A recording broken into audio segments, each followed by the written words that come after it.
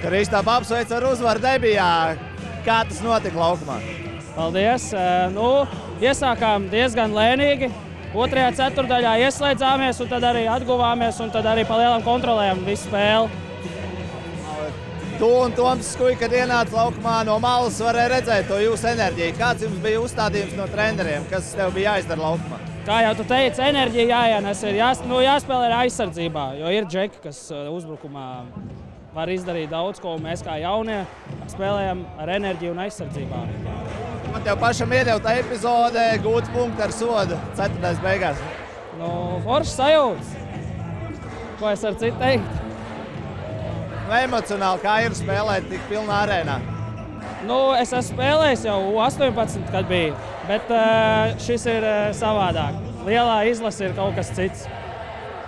Ar ko kopumā pamainījās spēle, jo pirmā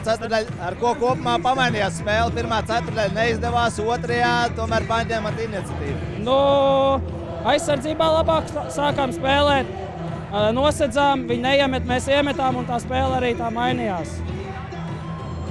Kā tu noraksturot to domu gājienu tev dodoties šajā spēlē vispār laukumā? Kāds bija tā ideja, kas jāizdara laukumā? Enerģija ir viens, bet kopumā, ko treneri teica, ko pats tu sev stāstīji pirms spēles? Galvenais nospēlēt bez stulbām kļūdām un vienkārši pareizi nospēlēt, ko arī treneri grib, neko nekļūdīties liek vai nepārspīlēt, un es domāju, ka pa lielam arī izdevās. Pašās beigās, kas izšķīra spēles likteni tavuprāt, ceturtās ceturdaļas otrajā pusē, kad arī pārņēmat iniciatīvu?